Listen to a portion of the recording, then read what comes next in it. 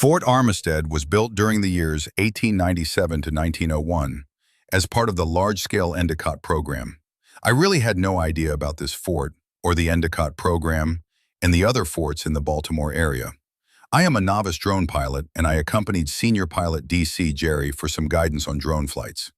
I did a little research after recording the footage and thus have a bit of history to accompany this video. In 1885, U.S. President Grover Cleveland appointed a joint Army, Navy, and civilian board headed by Secretary of War William Endicott, known as the Board of Fortifications.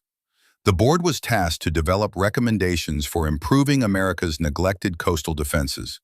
The board recommended a massive $127 million, for the times, construction program for a series of new forts for some 29 locations on the U.S. coasts.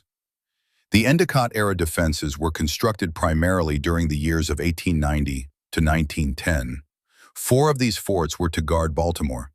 They included Fort Armistead, Fort Howard, and Fort Smallwood. An upgrade to Fort Carroll, an existing fortification, was also included in the Endicott program. See my earlier video about Fort Carroll. By the way, I am relying on Wikipedia for the basic information included in this video. Fort Armistead had 4 gun batteries.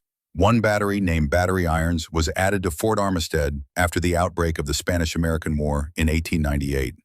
Completion of the Endicott forts remains several years away, but the fear was that the Spanish fleet would bombard the U.S. It seems to me that the U.S. vastly overestimated Spanish capabilities. The war was short. It lasted from April 1898 to August 1898. If only wars these days were that short.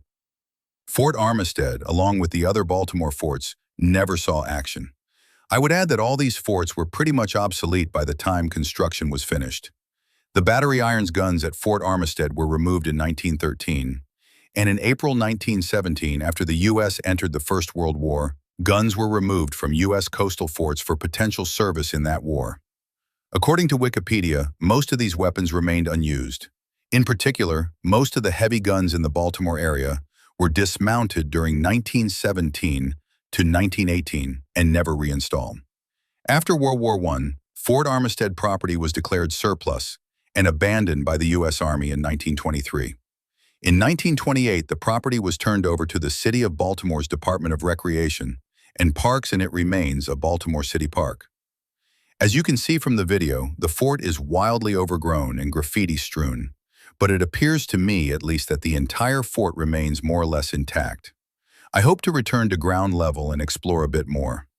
At about the 1-minute mark in this video, you can see what remains of the Francis Scott Key Bridge from the collision by the container ship Dolly in March 2024.